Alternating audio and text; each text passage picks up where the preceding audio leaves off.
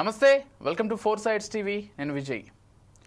Ola, Uber, Rapido ఇవి లేకుండా ఈరోజు నగర జీవితాన్ని ఊహించుకోలేనంతగా అవి మనతో పాటు ముడిపడిపోయాయి. ఎందుకంటే ప్రయాణాలకు అంటే నగర ప్రాంతాల్లో ఒక దగ్గర నుంచి మరొక దగ్గరికి, ఇంటి దగ్గర నుంచి ఆఫీస్కి, లేకపోతే ఆఫీస్ నుంచి మరో రెస్టారెంట్కి, ఇలా ఏ ప్రాంతం నుంచి అయినా సరే బైక్ కావచ్చు, ఆటో కావచ్చు, కారు కావచ్చు, లేకపోతే కార్లలో కూడా రకరకాలుగా చిన్న కారు, పెద్ద కారు అంటూ ఎంతమందికి కావాలంటే అంతమందికి అనుకూలంగా ఈ ఊబర్, అదేవిధంగా ఓలా, ర్యాపిడో వంటి వాటివి సౌకర్యాలు తీసుకొచ్చి ప్రయాణాలను చాలా సులభతరం చేశాయని చెప్పుకోవాలి.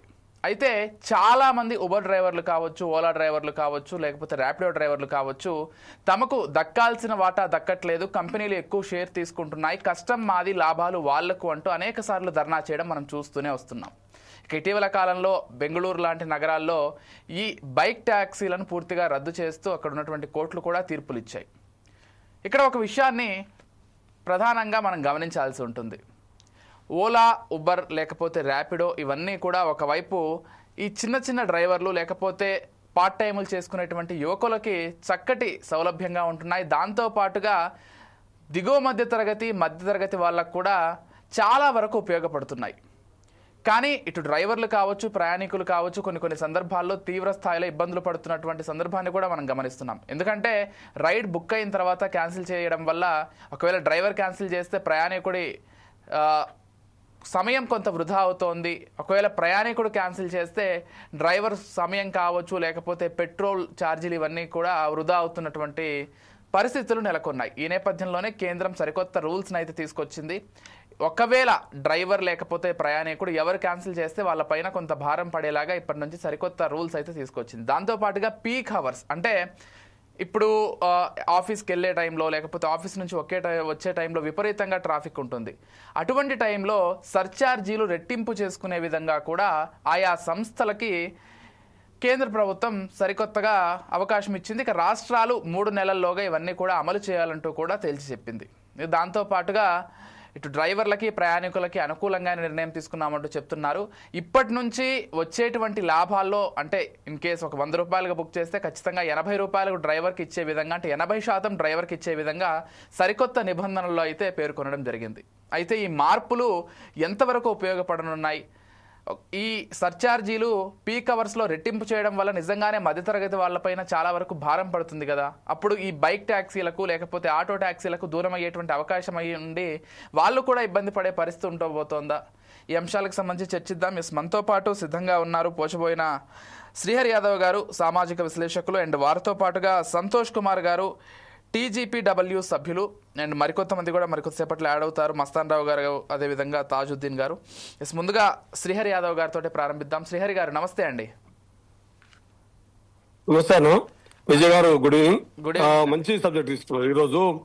నిజంగానే దిగువ మధ్య తరగతిలో 2 రకాలుగా ఇలా పాపము నడుపుకునేటటువంటి డ్రైవర్లు, మధ్యతరగతికి సంబంధించిన వాళ్ళు స్వయం గౌరవంతో వాళ్ళ దగ్గర వీళ్ళ దగ్గర జీతాలుండి రకరకాల ఇబ్బందులు పడ్డటువంటి, కొంత అగౌరవంగా, వేతనాలు సరిగా లేక, భద్రత లేని జీవితాలలో ఉన్న దిగువ మధ్య తరగతి యువకులే ఎక్కువ మంది ఈ ఊబర్ కానీ, ఓలా కానీ, ర్యాపిడో కానీ నడిపే వాళ్ళంతా కూడా తమ కాలం మీద తమ నిలబడడం ఒక ఎత్తు అయితే, నిరుద్యోగ సమస్య పరిష్కారంతో పాటు స్వయం గౌరవంగా బతకడం అనేది కూడా దీనివల్ల చాలా ఉపయోగం ఉంది. పెద్ద పెద్ద ట్రావెల్స్ కంపెనీలు యజమానుల కింద జీతాలు కాకుండా ఎవరికి వారు చిన్న ఉండడం మంచిదే. కానీ ఇందులో కూడా మళ్ళీ కార్పొరేట్లకే లాభాలు ఎక్కువ ఉన్న పరిస్థితి అయితే మనకు కొట్టొచ్చినట్టు కనబడుతుంది. సరే, ఇప్పుడు 80% అనేది ఏ మేరకు ఇస్తారు, అది అమల్లో ఉంటుందా, నిజంగానే ఆ పర్సంటేజ్ ఎవరు నిర్ధారణ చేసేది? నాకు తెలిసి నేను అప్పుడప్పుడు హైదరాబాద్ లో కూడా ఇప్పుడు నా ఫోన్ లో కూడా ఈ 3 ఉన్నాయి. ర్యాపిడో ఉంది, ఊబర్ ఉంది, ఓలా ఉంది. కానీ వాళ్ళు డ్రైవర్లతోటి మనం మాట్లాడుతున్నప్పుడు వాళ్ళు చెప్పిన విషయం ఏంటంటే, ఆ పేమెంట్స్ కట్ అయినప్పుడు వాళ్ళకు వచ్చే పేమెంట్స్ ఇన్ టైంలో రాకపోవడం కానీ, లేదా ఇప్పుడు మనం చెప్పేటటువంటి కటింగ్లలో చాలా వరకు ఇటు ప్రయాణికులకి కానీ అటు డ్రైవర్లకు కానీ కాకుండా కేవలం కంపెనీకి మాత్రమే లాభాలు పోయే పద్ధతి కానీ, కంట్రోల్ అంతా అది ఆన్లైన్ అవడం వల్ల కంట్రోల్ అంతా కంపెనీ చేతిలోనే ఉంది. ఈ చట్టాలు నిజంగా వీటి మీద మానిటరింగ్ ఎవరు చేస్తారు అనేది పెద్ద సమస్య. ఇది అమలు అవుతుందా లేదా, ఈ అమలయ్యే తీరును ఎవరు మానిటరింగ్ చేయాలి, ఈ విషయంలో మాత్రం కొంత గందరగోళం, అస్పష్టతనే ఉంది. కానీ ఒకటి మాత్రం నిజం, ఈ పీక్ అవర్స్ లో అంటే ఎవరైనా ప్రయాణికులు కూడా పెద్దగా ఇబ్బంది పడరు. పీక్ అవర్స్ లో సర్చార్జ్ చేయడానికి కానీ, నాకు తెలిసి ఈ ఇంతకుముందు ఈ పికప్ పద్ధతిలో కూడా ఈ షేరింగ్ పద్ధతి కూడా ఉండేది ఇంతకుముందు.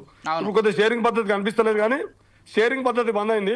షేరింగ్ పద్ధతి వల్ల ఒక ఇబ్బంది ఉంటుంది, అంటే ఆయనకు నచ్చితేనే, అంటే ప్రయాణికుడికి నచ్చితేనే షేరింగ్ లో పోవచ్చు, లేదంటే సొంతంగా పోవచ్చు. ఈ ఆప్షన్ల వరకు ఓకే, కానీ నియంత్రణ వచ్చేటప్పటికల్లా, ఆర్థిక నియంత్రణ వచ్చేటప్పటికల్లా డబ్బుల విషయంలో మాత్రం పాపం వాళ్ళు కూడా చాలా మంది భద్రత లేదు. ఇప్పుడు బయట ఏదైతే ట్రావెల్ ఏజెన్సీల దగ్గర సరిగ్గా భద్రత లేదు, మాంతలో మేము ఓ వెహికల్ లోన్ తీసుకొని దాని ద్వారా మేము కొంచెం స్వయం గౌరవంతో, సెల్ఫ్ డిగ్నిటీ తోటి మా సెల్ఫ్ ఎంప్లాయ్మెంట్ గా బతకచ్చు అనుకునేటటువంటి వాళ్ళకి ఇది కూడా ఒక రకంగా గుదిబండనైంది. ఇప్పుడు ఇది పేరుకు సెల్ఫ్ ఎంప్లాయ్మెంట్, సెల్ఫ్ బిజినెస్ లాగానే కనిపిస్తుంది, కానీ ఇది కూడా కంప్లీట్ గా dependence on the corporate company. వాళ్ళు ఇచ్చే దయాదాక్షిణ్యం మీద వాళ్ళు చెల్లించినప్పుడు, వాళ్ళు చెల్లించకపోతే వీళ్ళు ఎవరిని కలవాలి, వీళ్ళకి మధ్యవర్తిత్వం అంటే ఏజెన్సీ ఎవరు, అసలు ఎవరిని కలిసి వీళ్ళకి కావాల్సినటువంటి లాభాలు కానీ, వీళ్ళకి రావాల్సినటువంటి నిజంగా నిజాయితీగా వీళ్ళకి రావాల్సినటువంటి డబ్బులు కానీ, వీళ్ళు పడుతున్న ఇబ్బందులు కానీ చెప్పుకోవడానికి ఒక మానిటరింగ్ ఏజెన్సీ అయితే లేకుండా పోయింది. మార్గదర్శకాల మాత్రం ఓకే, కానీ నేను ఏమంటున్నా, ఒక సోషల్ ఆడిటింగ్ ఉండాలి, ఒక సోషల్ మానిటరింగ్ సిస్టమ్ ఉండాలి. రెవెన్యూ యంత్రాంగం, వీళ్ళు ట్రాన్స్పోర్ట్ యంత్రాంగంతో పెడదామా లేదా థర్డ్ పార్టీని ఎవరినైనా సోషల్ వర్కర్తో పెట్టాలా, కానీ ఏదో ఒక మానిటరింగ్ మాత్రం ఉండాలి. వీళ్ళకి డ్రైవర్లకి ఈ కంపెనీలకు మధ్య కేవలం కంపెనీల ఇష్టారాజ్యమే తప్ప ఇలా డ్రైవర్ల యొక్క సొంత నిర్ణయాలు తీసుకోవడం కానీ ఒక రద్దు చేసుకోవడం, అంటే తను ఇష్టం ఉంటే పని చేయొచ్చు, ఇష్టం లేకపోతే బంద్ చేసుకోవచ్చు అని ఒక్క విషయం తప్పితే మిగతా ఆర్థికపరమైన విషయాలన్నీ కూడా, లాభాలకు సంబంధించిన విషయాలు, ఇప్పుడు మనం చెప్పుకునే రద్దు విషయాలు, ఈ డబ్బుల విషయాలలో కొన్ని డైరెక్ట్ వాళ్ళకే అకౌంట్లోకి పోతాయి. వీళ్ళకి నేరుగా ఇచ్చేవాళ్ళు చాలా తక్కువ మంది ఉంటారు. చాలా మంది కార్డు పెట్టుకోవడం వల్ల, ఏదో రెగ్యులర్గా మంత్లీ కార్డు తీసుకోవడం వల్ల, నేరుగా కంపెనీకే పే అవుట్ చేయడం వల్ల వాళ్ళు ఇచ్చినప్పుడే వీళ్ళు తీసుకోవాలి. రకరకాల కటింగ్ల పేరు మీద వీళ్ళకు వాళ్ళు చేస్తున్న సర్వీసులలో చాలా తక్కువ మాత్రమే లాభాలు పొందుతున్నారు వాళ్ళు.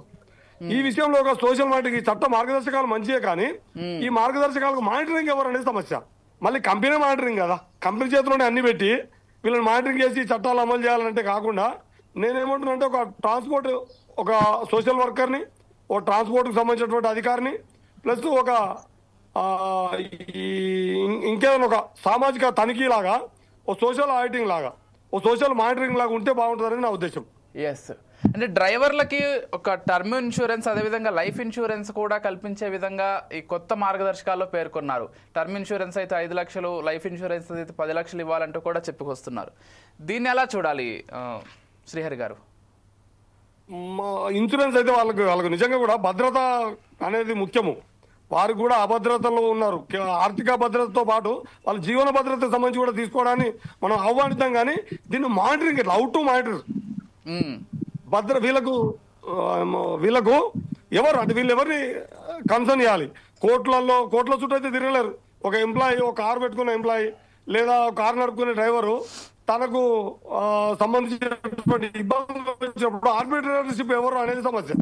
ఒక ప్రత్యేక కంపెనీలతో కొట్లాడలేడు కదా ఆయన. ఒక ప్రత్యేక వింగ్ ఏర్పాటు చేస్తే, ఒక ప్రత్యేక నాకు ఆ సరైన పదం దొరకట్లేదు. ఒక వింగ్ ఉండాలి, దాంట్లో అధికారి ఉండాలి, ఒక సోషల్ వర్కర్లు ఉండాలి. ప్రభుత్వము మానిటరింగ్ చేయాలి. అట్లే ఒక రిటైర్డ్ జడ్జి కానీ, ఒక రిటైర్డ్ డీజీ కానీ, రిటైర్డ్ ఐజీలు కానీ చేసినటువంటి అధికారులు ఉంటారు కదా, ఒక సోషల్ కన్సర్న్ ఉండి సమాజం పట్ల కొంత బాధ్యత కలిగి ఉన్నతమైన స్థానంలో ఉండి ఉన్నటువంటి వాళ్ళని కూడా ఇందులో మెంబర్గా చేసి, వీళ్ళ వైపు నుంచి కూడా, వీళ్ళ యూనియన్ వైపు నుంచి కూడా ఒక మెంబర్ని తీసుకొని ఇట్లా మానిటరింగ్ చేస్తే ఇది సక్సెస్ అవుతుంది నా ఉద్దేశం మిత్రం. రైట్. ఎస్, ఒక్కసారి మనము సంతోష్ గారితో కూడా మాట్లాడదాం. వారు TGPW సభ్యులు. సంతోష్ గారు, ఒక్కసారి వీడియో ఇంకా ఆడియో ఆన్ చేసుకోండి.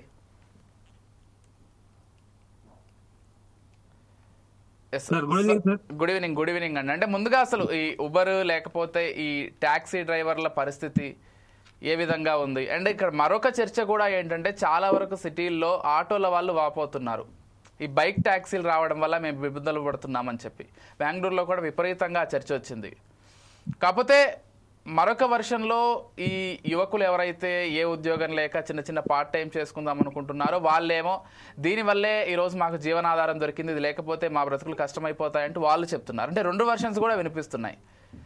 అండ్ ఇప్పుడు కార్లలో కూడా రకరకాల కార్లు, చిన్నది లేకపోతే ఒక 7గురికి అయితే మరొక కార్, అలా రకరకాల ట్యాక్సీలు అయితే అవైలబుల్ ఉన్నాయి మార్కెట్లో. ఆటో దగ్గర నుంచి, బైక్ దగ్గర నుంచి, కార్ల వరకు అన్నీ కూడా. అండ్ ట్రాన్స్పోర్ట్ కూడా చేస్తున్నారు ఇటీవల కాలంలో. సో మొత్తంగా ఎలా చూస్తారు? ప్రస్తుతం ఉన్నటువంటి సమస్యలు ఏంటి?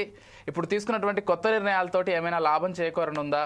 ఏం చెప్తారు సార్? Good evening sir. మా శ్రీహరి యాదవ్ గారు కరెక్ట్ గా మాట్లాడారు, కరెక్ట్ గా చెప్పారు. ఏదైతే మాకున్న సమస్యలైనా ఫస్ట్ గానే చెప్పేయడం జరిగింది. అయితే నెక్స్ట్ పాయింట్ కి వచ్చేసరికి ఇప్పుడు తీసుకొచ్చిన కేంద్ర ప్రభుత్వం ఏదైతే తీసుకొచ్చిందో 10 లక్షల రూపాయలు ప్లస్ 5 లక్షల రూపాయలు, ఇది మేము ఆల్రెడీ PGPW మా యూనియన్ ద్వారా చాలా మంది మేము సభ్యులకు 26 మంది సభ్యులకు ఆల్రెడీ మేము ఇప్పేయడం కూడా జరిగింది. కాకపోతే తెలియని వాళ్ళకి తెలిసే విధంగా జరిగింది, అంతేగాని ఇందులో పెద్దగా చేసింది ఏం లేదు. కాకపోతే దాన్ని మేము స్వాగతిస్తున్నాం. ఈ రోజు 10 మందికి తెలిసేలా, అందరికీ తెలిసేలాగా ఇది చేయడం జరిగింది, దాన్ని మేము స్వాగతిస్తున్నాం. ఇక నెక్స్ట్ వచ్చేసి పీక్ అవర్ లో రేటు పెంచడము, రద్దీ టైంలో రేటు పెంచడము, ఇదైతే డ్రైవర్లకు గానీ ఇటు ప్రయాణికులకు గానీ ఇద్దరు కూడా నష్టపరుస్తుందండి.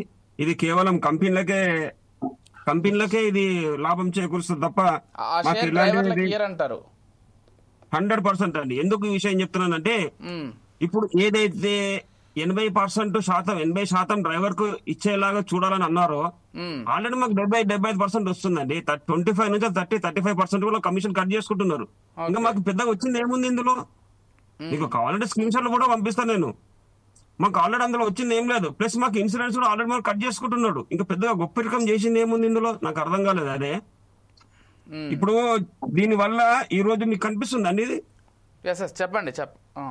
ఇది కనిపిస్తుందా? కనిపించట్లేదు, కానీ మీరు వివరించే ప్రయత్నం చేయండి, పర్లేదు. ఈ రోజు నేను చేసింది పొద్దున 8 గంటల 30 నిమిషాలు వెహికల్ డ్రైవ్ చేశాను. ఈ రోజు ఇప్పటి వరకు ఈ క్షణం దాకా నేను చేసింది 900 రూపాయలండి. ఓకే, 900 రూపాయలు నేను చేసింది. 900 రూపాయలు కేవలం పొద్దున 9 గంటలకు వెళ్ళి ఇప్పుడు వేసుకుంటే ఎంత అండి? 6 + 3 9 గంటలు నేను డ్రైవ్ చేస్తే 900 రూపాయల నేను నా డీజిల్ ఏం చేయాలా, నా ఈఎంఐ ఏం కట్టుకోవాలా, నేను కుటుంబ పోషణ ఏ విధంగా చూసుకోవాలా, నా తిండి ఏ విధంగా చూసుకోవాలా, నా భవిష్యత్తు ఏ విధంగా చూసుకోవాలా, నా పిల్లల భవిష్యత్తు ఏ విధంగా చూడాలా నేను? ఈ రోజు వీళ్ళు పెంచడం ఈ రేట్ల వల్ల ఇంకా దిగజారిపోతుంది తప్ప ఇంకా ఎక్కడ కూడా మాకు మెరుగుగా కనిపించడం లేదండి. ఇంకో పాయింట్కి వస్తే, మీరు యువకులు చాలా మంది పార్ట్ టైం గా చేస్తున్నారని అంటున్నారు. సార్ మీరు ఒకటి గమనించాలి, ఇక్కడ పార్ట్ టైం చేస్తున్నారు 110%. ఓకే, ఒక్కరు కూడా ఇందులో ఫుల్ఫిల్ గా చేస్తున్నారు. ఎవ్వరు కూడా 4 hours 5 hours ఎవ్వరు కూడా చెయ్యట్లేదు. మీరు కావాలంటే సర్వే చేసుకోండి. 110 మంది వెళ్తే 110 మంది వెళ్తే చాలా గొప్ప అండి. మొత్తం అందరూ కూడా మినిమం 10 to 14 hours చేస్తారండి.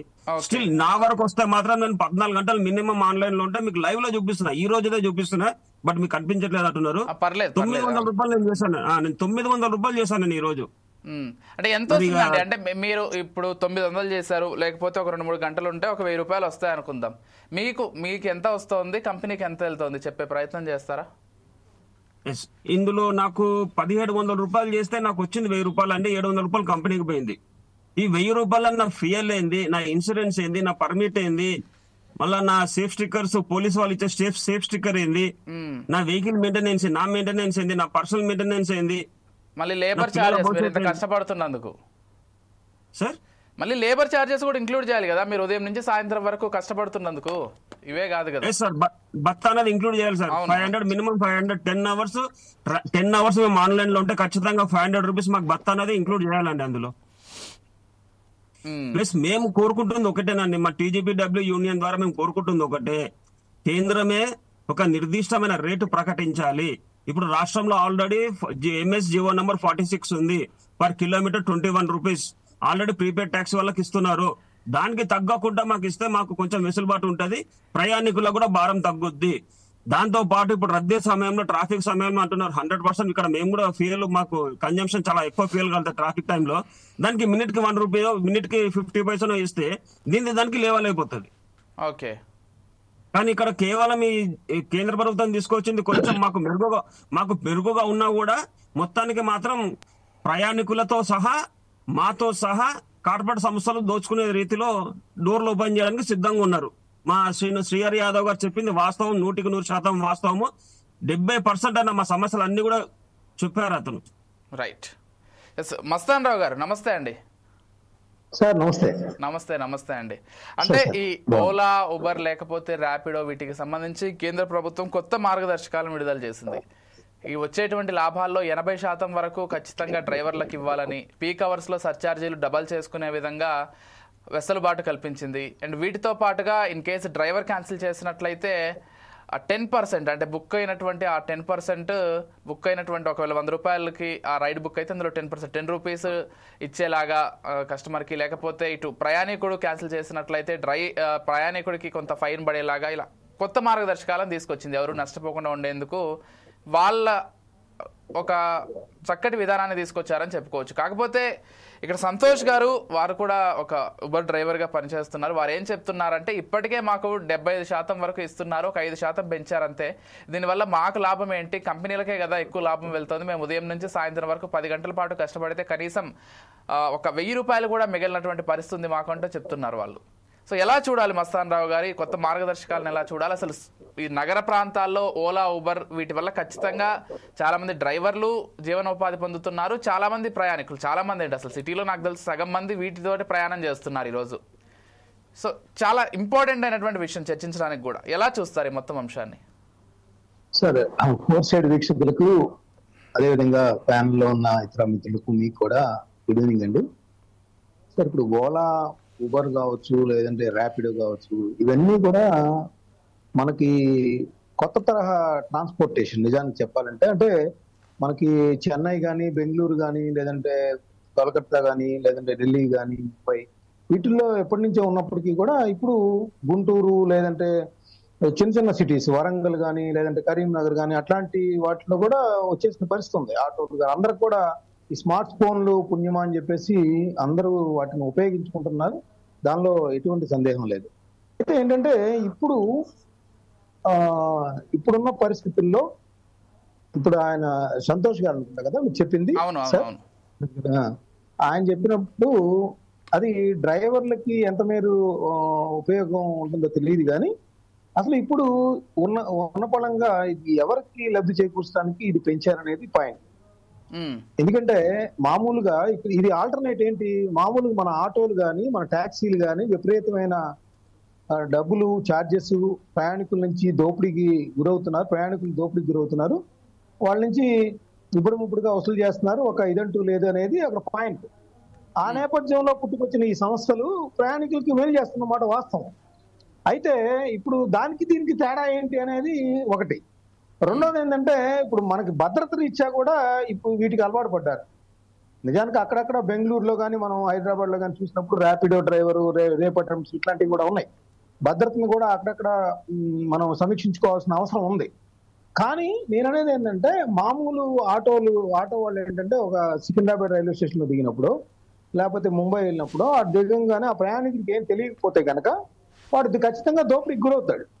సో ఈ ర్యాపిడో కావచ్చు, ఓలా కావచ్చు, ఉబర్ వంటివి ఏంటంటే వాటి నుంచి భద్రత పరంగా వాళ్ళకి ప్రయాణికులకి సేఫ్ సైడ్ గా ఉంటుంది. బికాజ్ ఆఫ్ వాళ్ళ ఫోన్ నెంబర్లు ఆ కంపెనీ నుంచి వచ్చేదంతా నోటే ఉంటది కాబట్టి ఆ డ్రైవర్ కూడా కొంత భయం, భక్తి ఉంటది. ఎట్లా పడితే అట్లా ప్రయాణికులతో బిహేవ్ చేయడానికి వీల్లేదు. అదేవిధంగా వాళ్ళని ఏదైతే డెస్టినేషన్ ఉంటుందో వాళ్ళని చేర్చడానికి ఇవన్నీ కూడా ఉపయోగపడుతున్నమాట వాస్తవం. నేననేది ఏంటంటే మళ్ళీ ఇట్లా ఛార్జీలు పెంచడం ద్వారా వాటికి వీటికి తేడా లేకుండా చేయటం వల్ల ప్రయాణికులకి ఏదైతే ఉపయోగించుకుంటున్నారో దాని మీద ప్రభావం పడుతుంది అనేది ఒకటి. రెండోది ఏంటంటే అసలు ప్రయాణికుల భద్రతకు సంబంధించి ఇప్పుడు ఓన్లీ ఛార్జీలు పెంచుకుంటానికే ఇచ్చారా, ప్రయాణికుల భద్రతకు సంబంధించి ఎటువంటి చర్యలు తీసుకుంది? ప్రయాణికులకి ఇప్పుడు అంటే మనకి ఎందుకు పెంచుతున్నారు వీళ్ళు ఛార్జెస్ అంటే, మామూలు వాళ్ళేమో మామూలు ట్యాక్సీలు కానీ, లేదంటే ఆటోలు కానీ వాళ్ళకి సంబంధించి ఏదైతే ఫ్యూయల్ ఉందో దానికి సంబంధించి హైక్ బాగా ఉంది కాబట్టి వాళ్ళు పెంచుతున్నారని చెప్తారు. పోలీసులు ఏదైతే వాళ్ళు ఛార్జీలు నిర్ణయిస్తారో వాటిని కూడా ఓవర్కమ్ చేసి వాళ్ళు వసూలు చేస్తూ ఉంటారు ప్రయాణికుల నుంచి దౌర్జన్యంగా. చాలా సార్లు అది మనం చూసాం. సో వారి నుంచి ఇప్పుడిప్పుడే దీనికి అలవాటు పడి చేస్తున్నప్పుడు ఇప్పుడు ఈ ఛార్జీలు పెంచడం ద్వారా ఎటువంటి సంకేతాలను ఇస్తుంది కేంద్ర ప్రభుత్వం అనేది ఆలోచించుకోవాలి. ఇప్పుడు సంతోష్ కుమార్ గారు ఏమో పెంచిన దానిలో మాకు పెద్ద ఉపయోగం లేదు, మాకు వచ్చేది 5% మాత్రమే అంటున్నారు. పోనీ ఆ డ్రైవర్లకు ఉపయోగపడుతుంది అనుకో, ఈ పెంపుదల డ్రైవర్లకు ఉపయోగపడితే మంచిదే. ఎందుకంటే ఆటోలు కావచ్చు, ఇప్పుడు ఉబర్, ర్యాపిడో వీటికి సంబంధించి చాలా మంది ఉపాధి పొందుతున్నారు. సో ఉపాధి పొందుతున్నప్పుడు ఖచ్చితంగా వాళ్ళకి అది లాభం చేకూర్చే విధంగా నిర్ణయం ఉందనుకోండి, దాన్ని ఇన్వైట్ చేయొచ్చు. కానీ ఆ కంపెనీలకే ఎక్కువ మేలు చేసేదైతే మళ్ళీ సమీక్షించుకోవాల్సిన అవసరం అయితే ఇక్కడ కనిపిస్తాం. ఓకే, కానీ ఖచ్చితంగా డ్రైవర్లకు 80% వచ్చినటువంటి డబ్బుల్లో ఇవ్వాలని కూడా చెప్తోంది కదా కేంద్ర ప్రభుత్వం. చెప్తాను కానీ మానిటరింగ్ ఎవరు చేస్తారు విజయన్న? ఎవరు మానిటరింగ్ చేయాల్సింది ఎవరు? ఇప్పుడు అన్న మిత్రుడు చెప్పిండు, సోదరుడు డ్రైవర్ తన ఆవేదన వ్యక్తం చేసిండు. ఇవాళ 1700 రూపాయలు ఇప్పటి వరకు ఛార్జ్ చేసిన నేను ఈ 9 hours లో. ఈ 1700 రూపాయలలో నాకు 960 రూపాయలు వచ్చింది అని చెప్తున్నాడు. ఈయన ఎవరికి కంప్లైంట్ చేయాలి, ఎవరిని కలవాలి, ఎవరి ద్వారా ఇది చేయాలి అనే దానికి మరి కోట్ల చుట్టూ పోలీస్ స్టేషన్ల చుట్టూ తిరగలేరు కదా వీళ్ళు కంప్లైంట్ చేసుకుంటా. దీనికి ఒక రక్షణ భద్రత ఎట్లా అనేది ఒక వింగును సపరేట్ ఏర్పాటు చేసి ఇంతకుముందు మస్తాన్ గారు చెప్పినట్టుగా ఇటు ప్రయాణికులకు అలవాటు పడడం. ఇప్పుడు నిజానికి ఒక డ్రైవర్ని రోజువారీగా ఒక మనమే సొంత వెహికల్ తీసుకొని సెల్ఫ్ డ్రైవింగ్ చేసుకుంటా పోయేదానికంటే సిటీలో నాకు సొంత వెహికల్ ఉంది ఆల్రెడీ. నేను జిల్లాలు తిరిగినప్పుడు సొంత వెహికల్ తిరుగుతా. కానీ లోకల్ వచ్చినప్పుడు నేను సొంత వెహికల్ కంటే ఎక్కువ నేను వాటి మీద ఆధారపడతా. ఎందుకంటే ఈజీ ఉంటుంది, గంటల వెయిటింగ్, పార్కింగ్ ప్రాబ్లం. కొన్ని చోట్ల ఏముందంటే ఇప్పుడు హైదరాబాద్ లో ఈ ప్రైవేటు ట్రాన్స్పోర్ట్ విపరీతంగా పర్సనల్ ట్రాన్స్పోర్ట్ పెరిగిన తర్వాత ఎక్కడికి పోయినా సరే మనకు పార్కింగ్ ప్రాబ్లం పెద్ద మేజర్ ప్రాబ్లం అవుతుంది. అటు ట్రాఫిక్ లో ఈ పీక్ టైమ్స్ లో ట్రాఫిక్ పెద్ద ప్రాబ్లం అవుతుంది. దీంతో మనం పోవాలనుకున్న గమ్యం కాడికి ఈజీగా వీళ్ళతో వెళ్ళిపోయి డ్రాప్ అవుట్ చేసుకుంటే మళ్ళీ మనకు నచ్చినప్పుడు మన పాలన అయిపోయాక మనం సౌకర్యవంతంగా చేరుతాం. కానీ ఇందులో ప్రయాణికుల భద్రతకు సంబంధించిన స్పష్టత లేదు. పాపం వాళ్లకు సంబంధించి ఇలా లక్షలాది మంది యువకులు తాము చాలా గౌరవంగా బతకడం కోసం ఇప్పుడు ఇంతమందికి ఉద్యోగాలు అయితే ప్రభుత్వ రంగంలో ఉద్యోగాలు అయితే ఉండవు. కానీ ఇది ఒక రకంగా నిరుద్యోగుల్ని సమస్యని కాకుండా ఇద్దరిని బ్యాలెన్స్ చేస్తోంది. కానీ కారు వీళ్ళు ఇద్దరిని దోసి అంటే వాళ్ళ శ్రమశక్తిని దోచుకొని మన జేబుకు చిల్లు కొట్టి కంపెనీలకు లాభం చేసే విధంగానే ఈ విధానాలు అయితే కొనసాగుతున్నాయి. దీన్ని నేను ఏమంటానంటే ఓ సామాజికవేత్తలతో, ఓ రిటైర్డ్ జడ్జిలతో కానీ, రిటైర్డ్ పోలీస్ ఆఫీసర్తో కానీ, ట్రాన్స్పోర్ట్ అధికారులతో కలిపి ఒక వింగును ఏర్పాటు చేసి దానికి ఎప్పటికక్కడ దీనికి మళ్ళీ కోట్ల చుట్టూ స్టేషన్ల చుట్టూ తిరిగే పద్ధతి కాకుండా దీన్ని ఒక మానిటరింగ్ చేసే పద్ధతి. ఎందుకంటే ఆన్లైన్ మోసం అన్న ఇది ఏం జరుగుతుందో ఎట్లా జరుగుతుందో తెలిసే లోపలనే వాడి జీవితం పాపం నష్టపోతాడు. నాకు కూడా అట్లా చాలా సార్లు క్యాన్సిల్ అయిన తర్వాత డబ్బులు కట్ అవుతాయి. అటు డ్రైవర్కి ఉపయోగం ఉండదు దానికి. నేను మళ్ళా నెక్స్ట్ నేను బుక్ చేసుకునే దాంట్లో ఇవి కలిసి ఆడై కట్ అవుతాయి డబ్బులు. కాబట్టి దీనికి ఎక్కడో ఒక భద్రత, దీనికి సంబంధించినటువంటి ఒక మానిటరింగ్ అయితే ఉండాలనేది నా పర్సనల్ ఒపీనియన్. కానీ ఇవి సౌకర్యవంతంగా నిజానికి కూడా చాలా మామూలు పట్టణాలకు కూడా వచ్చినాయి. ఇప్పుడు చాలా సాధారణ పట్టణాలకు ఇంతకుముందు మా మిత్రులు మస్తాన్ రావు గారు చెప్పినట్టుగా ఇంతకుముందు ఓన్లీ కార్పొరేట్ నగరాలకే పరిమితమైనటువంటి ఇవి ఇవాళ చిన్న చిన్న పట్టణాలకు, జిల్లా కేంద్రాలకు కూడా వచ్చినాయి. ఇది మంచిదే, విస్తరించడం మంచిదే. కానీ ఈ విస్తరణ వెనుక వ్యాపార విస్తరణ ఉంది, వ్యాపార దోపిడీ ఉంది, విపరీతమైనటువంటి వ్యాపార దోపిడీ ఉంది. ఇటు ప్రయాణికులకు కానీ అటు నిర్వాహకులకు కానీ లాభం లేదు. అంటే శ్రీహరి గారు, అంటే ఇక్కడ కంపెనీల వర్షన్ ఏంటంటే మేము కూడా ఇంత పెద్ద వ్యవస్థను రన్ చేయాలి కదా, కేవలం డ్రైవర్లతోటి మాత్రమే రన్ అవ్వట్లేదు, మేము కూడా ఎంప్లాయీస్ని పెట్టుకోవాలి, కాలర్స్ని పెట్టుకోవాలి, లేకపోతే ఏదైనా సమస్య వస్తే దాన్ని సార్ట్అవుట్ చేయడానికి ఒక టెక్నికల్ టీం ఉంటుంది మాకు, మేము సాఫ్ట్వేర్స్ని రన్ చేసుకోవాలంటూ వాళ్ళు కూడా చెప్తున్నారు కదా. ఆ మాత్రం 20% లాభాలు కూడా లేకుండా మేము ఎలా ఇంత పెద్ద కంపెనీలను రన్ చేస్తామనేది వాళ్ళ వర్షన్ కూడా. సో అదే వాళ్ళ వర్షన్ ని మానిటరింగ్ ఎవరు ఇప్పుడు వారు చెప్పిండు. ఇప్పుడు నేను చెప్పిన ప్రతి విషయానికి మీకు కావాల్సినటువంటి ఆధారాలన్నీ మీ కళ్ళ ముందు సమాజంలో కనిపిస్తాయి.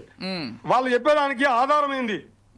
వాళ్ళు 20%లో వాళ్ళు పెడుతున్నటువంటి ఒక్క వెహికల్ కూడా లేకుండా వాళ్ళ పెట్టుబడి ఏ పాటితో తెలుసు, దాన్ని కూడా మానిటరింగ్ చేయాలంటున్నాను నేను. వాళ్ళని ఏదో మోసపోయి వాళ్ళ సామాజిక సేవ చేస్తున్నానో, సామాజిక సేవ చేయాలనో, పుక్కడి సేవ చేయమని అంటలేము. పుక్కడి కాకుండా దోపిడీ వద్దు అంటున్నాము. కనీసం మినిమం సర్వీస్ ఛార్జెస్ తప్పు లేదు అంటున్నాము. సేవకు ఛార్జెస్ తీసుకోవడం తప్పులేదు, కానీ సేవ ముసుకంలో విపరీతమైనటువంటి దోపిడీ సరైనది కాదు. అటు డ్రైవర్ల శ్రమ దోపిడీ కానీ, ప్రయాణికుల జేబులోకి చిల్లు కొట్టే పద్ధతి కానీ, ఒక మానిటరింగ్ అనేది ఒకటి ఉండాలి. రైట్. ఎస్ మస్తాన్ గారు, మీరేం చెప్తారండి? అంటే మానిటర్ చేసేటువంటి వ్యవస్థ లేదు అనేది శ్రీహరి గారి వాదన. అంటే ముందు నుంచి వారు అదే చెప్తున్నారు. సరే, ఇంత తీసుకోవాలి అంత తీసుకోవాలని కేంద్ర ప్రభుత్వం చెబుతున్నప్పటికీ అసలు ఈ కంపెనీలను మానిటర్ చేసేది ఎవరు? ఈ డ్రైవర్లు ఏదైనా సమస్య వస్తే అసలు ఎవరిని అప్రోచ్ అవ్వాలో తెలియట్లేదు వాళ్ళకి కూడా అనేది వారి వాదన. ఏం చెప్తారు? అది ఖచ్చితంగా సార్. ఇప్పుడు దానిలో మనకి నిబంధనలు వీళ్ళకి రిలాక్సేషన్ ఇచ్చిన దానిలో చూస్తే రద్దీ సమయాల్లో 50% ఎక్స్ట్రా. ఈ రద్దీ సమయాన్ని ఎవరు నిర్ణయిస్తారు? రద్దీ అంటే ఎవరు? ఏ పీక్ ఎవరు? అంటే మేబీ బహుశా ఆఫీసులకు వెళ్ళేటువంటి సమయమో, ఆఫీసుల నుంచి వచ్చేటువంటి సమయమేమో. కరెక్టే. అది ఆ రద్దీ సమయాన్ని ఎవరు డిఫైన్ చేస్తారు? అది ప్రభుత్వం డిఫైన్ చేస్తుందా? ఓలా వాళ్ళు డిఫైన్ చేస్తారా? ఉబర్ వాళ్ళు డిఫైన్ చేస్తారా? పోనీ రద్దీ ఉన్నప్పుడు 50% పెంచుతా ఉన్నారు, రద్దీ లేనప్పుడు 50% తగ్గిస్తారా? దానికి ఎవరు సమాధానం?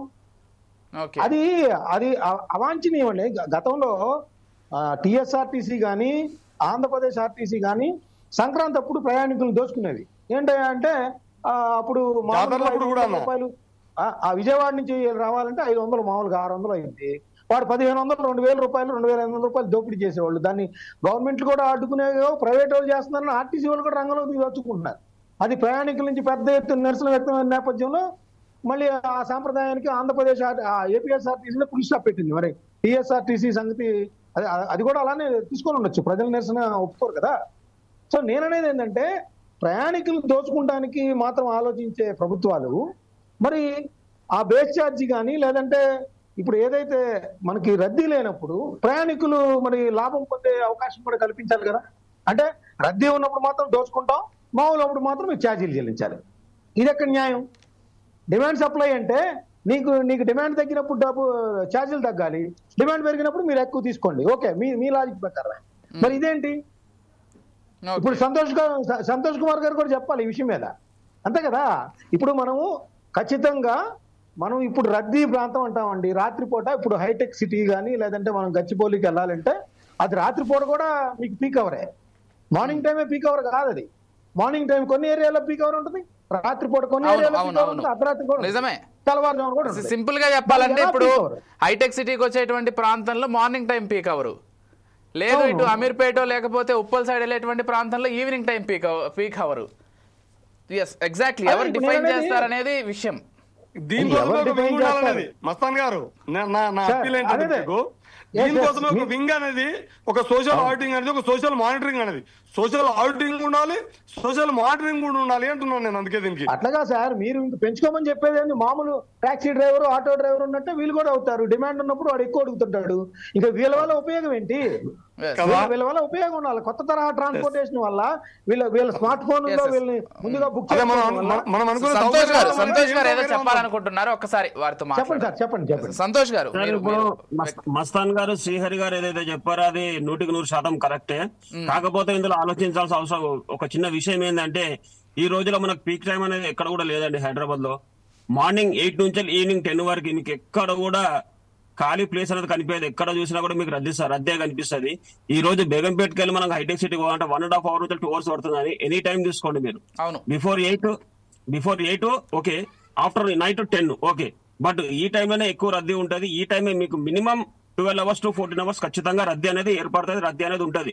కానీ ఇక్కడ మేము కూడా కోరుతుంది ఒకటేనండి. నేను కూడా అదే చెప్తున్నాను. మా TGPW యూనియన్ కూడా మేము కోరుకుంటుంది కూడా, ప్రభుత్వాలను కూడా డిమాండ్ చేస్తుంది ఒకటే, మాకు minimum uniform fare and minimum business guarantee, minimum wage and sure అనేది కంపల్సరీ. ఇప్పుడు ఇటు కస్టమర్, ఇటు రైడర్, మాకు కస్టమర్ దేవులతో సమానం, మేము పూజిస్తాం మేము. కాకపోతే ఇది మేము కూడా చెప్పేది, వాళ్ళు నష్టపోవద్దు, మేము నష్టపోవద్దు. ఇట్స్ ది సేమ్ టైం ప్రభుత్వానికి వచ్చే GST గానీ అదే విధంగా కంపెనీలు కానీ నష్టపోకూడదు అంటే దీనికి కామన్ పాయింట్ ఒకటే, మినిమం 1 kilometer రేట్ కార్డ్ అనేది ఖచ్చితంగా కావాలా. ప్లస్ నిమిషానికి ఆటోనో 50 పైసల, రూపాయి, 2 రూపాయలు ఎంత వేస్తారు అనేది అది depend of companies, depend of government. ఈ రోజు రేవంత్ రెడ్డి గారితో మొన్న మేము మా TGPW యూనియన్ కూడా మేము కోరుకున్నది కూడా అదే. మేము ఇప్పుడు లెట్స్ వెయిట్ అండ్ మేము కూడా చూడాల్సిన అవసరం ఉన్నది. ఎందుకంటే ఆల్మోస్ట్ అంతా అయిపోయింది. మేము కూడా గిట్టుబాటు ధర అనేది, కిలోమీటర్ యూనిఫామిక్ ఫేర్ అనేది మేము కూడా గత 10 దగ్గర 4 సంవత్సరాలు 5 సంవత్సరాలు మేము ఇదే రేటు కొట్లాడుతున్నాం. ఈ రోజు డ్రైవర్ కూడా కావాల్సింది కూడా అదే, మేము కోరుకుంటుంది కూడా అదే, ఇటు రైడర్ కోరుకుంటుంది కూడా అదే. ఇప్పుడు మస్తాన్ రావు సార్ అన్నట్టు, ఇప్పుడు ఖాళీ టైంలో మీరు తక్కువ తీసుకుంటారంటే, ఖాళీ టైంలో మాకు డీజిల్ అదే కాలుద్ది, పీక్ టైంలో కూడా కొంచెం ఎక్కువ కాలుద్ది. కాకపోతే ఎక్కడ కూడా మనకు ట్రాఫిక్ లేని ఏరియా అనేది ఎక్కడ కూడా లేదు హైదరాబాద్ లో. రోజుకు రోజు హైదరాబాద్ లో చాలా పెరిగిపోతున్నాయి. ఒక విషయం మీరు ఇక్కడ గమనించాలా, ఈ రోజు రద్దీ ఉండడం వలన బైక్ ట్యాక్సులు అది చట్ట విరుద్ధము. వాళ్ళకి లైసెన్సింగ్ అనేదే లేదు గవర్నమెంట్ నుంచి, ఎక్కడ కూడా లైసెన్సింగ్ అనేదే లేదు. సొంత వాహనాల పైన ప్యాసింజర్లను తరలిస్తున్నారు. మరి దీన్ని కూడా అరికట్టాల్సిన అవసరం ఉన్నది. కానీ మేము బైక్ రైడర్లకి విరుద్ధం కాదు, వారికి కూడా ఒక ఐడెంటిటీ అనేది ఉండాలా, కమర్షియల్ వెహికల్ అనేది ఉండాలా. వారికి కూడా కమర్షియల్ వెహికల్ చేస్తే ప్రభుత్వానికి ఇన్సూరెన్స్ రూపంలో మాకు ఇన్సూరెన్స్ ఎక్కువ కమర్షియల్ వెహికల్ కి, ప్లస్ మాకు ఇన్సూరెన్స్ సార్ మాకు ఇన్సూరెన్స్ ట్రాన్స్పోర్ట్ వెహికల్ కి టాక్సీ కూడా అడిషనల్ గానే ఉంటాయి. ఎస్ సార్, మాకు insurance, permit, fitness, safe sticker అని ఇస్తారు. సిపి వాళ్ళు ఇస్తారు మాకు సేఫ్ స్టిక్కర్ అని. ఈ సేఫ్ స్టిక్కర్ అదే విధంగా ఇయర్లీ మాకు రెన్యువల్ ఉంటది. అదే విధంగా ఇప్పుడు మస్తాన్ రావు సార్ అన్నట్టు కొంతమంది డ్రైవర్లు ఆ విధంగా చేస్తారు, ఈ విధంగా చేస్తారు అని చెప్పేసి అన్నారు. దీనికి ఒక ప్రణాళిక అన్నది కంపెనీ కానీ గవర్నమెంట్ కానీ తీసుకొని ప్రతి ఒక్క డ్రైవర్ ని కూడా మోటివేట్ చేయడం, ఒక ట్రైనింగ్ ఇవ్వడం, స్కిల్స్ నేర్పించడం అనేది మస్ట్ అండ్ షుడ్. అందులో పాస్ అయిన వాళ్ళనే రోడ్డు పైకి వదలాలా, బండి ఇచ్చి రోడ్డు మీదకి వదలాలా. ఈ రోజు ఈ కంపెనీలు విచ్చల విడిగా ఓపెన్ చేసి ప్రతి ఒక్కరు కూడా అటాచ్మెంట్ చేసేసి, చిన్న మాట చెప్తానండి తప్పుగా అనుకోకండి, ఢిల్లీకి వచ్చి ఇక్కడ నడుపుతున్నారండి, ఢిల్లీకి వచ్చి ఇక్కడ నడుపుతున్నారు. మరి ఇక్కడ ఉన్న వాళ్ళు ఏం కావాలా సార్? ఇప్పుడు మేము ఇక్కడ ఉన్న వాళ్ళు వెహికల్ నడపాలంటే సేఫ్ స్టిక్కర్ కావాలా, ఇన్సూరెన్స్ కావాలా, గ్యాస్ బిల్లు కావాలా, ఇవన్నీ సబ్మిట్ చేస్తే ఆర్సీ, ఫిట్నెస్, పర్మిట్ ఇవన్నీ సబ్మిట్ చేస్తే మాకు సిపి ఆఫీస్ నుంచి ఒక సేఫ్ స్టిక్కర్ ఇస్తారు. ఆ సేఫ్ స్టిక్కర్ ఇప్పుడు ఢిల్లీ వెహికల్ కి ఇస్తున్నారు, గుజరాత్ వెహికల్ కి ఇస్తున్నారు, రాజస్థాన్ వెహికల్ కి ఇస్తున్నారు. ఇది ఎక్కడ చట్టం అండి? ఇది ఎక్కడ చట్టం ఇస్తే బాగుంటుంది అది సార్? ఇక్కడ మాకే ఇవ్వాలి సార్, స్థానికంగా మేమున్నాం కాబట్టి. హైదరాబాద్ వాళ్ళకి, తెలంగాణ రాష్ట్రానికి సంబంధించిన వాళ్ళకి ఇవ్వండి మీరు. ఢిల్లీ వాళ్ళకి ఇస్తారు, రాజస్థాన్ వాళ్ళకి ఏ విధంగా ఇస్తారు? కంపెనీలు వాళ్ళ కమిషన్ కొద్ది కకృతి పడి ఈ రోజు మా కడుపు కొడుతున్నారు, వాళ్ళ కడుపు నింపుకుంటున్నారు. ఈ రోజు మేము కాంగ్రెస్ ప్రభుత్వాన్ని కూడా, ఇప్పుడు రేవంత్ రెడ్డి సర్కార్ కూడా మేము అదే కోరుకున్నాము. మాకు అదే ఇచ్చే ఆలోచనలో ఉన్నదని మేము ఆశిస్తున్నాము. మాకు అది నెరవేర్చాలని చెప్పేసి మేము కూడా కోరుకుంటున్నాము. మాతో పాటు మీ యొక్క సహకరింపు కూడా ఉంటే మీ వల్ల మాకు 5 ముద్దలు నోట్లకు పోతాయని మేము కూడా మిమ్మల్ని కోరుతున్నాను. సంతోష్ గారు, నేను ఇంకొకటి రెగ్యులర్ గా ఆటో వాళ్ళ దగ్గర వినేది ఏంటంటే, ఎప్పుడైనా ఆటో బుక్ చేసుకున్నట్లయితే ఉబర్ గానీ ఓలా గానీ వాళ్ళు ఏం చెప్తారంటే, ఈ బైక్ ట్యాక్సీలు వచ్చిన తర్వాత మా బిజినెస్ చాలా వరకు తగ్గిపోయింది, అందరూ బైక్ ట్యాక్సీలు బుక్ చేసుకుంటున్నారు, మాకు ఉపాధి లేకుండా పోతోంది అనేది ఆటో వాళ్ళు ఎక్కువగా చెప్తున్నటువంటి మాట సిటీలో. మీ అభిప్రాయం? చిన్న కన్సర్న్ సార్, బైక్ ట్యాక్సీ అనకండి సార్, బైక్ ఇల్లీగల్ ట్యాక్సీ అనండి. ఎందుకంటే వాళ్ళకి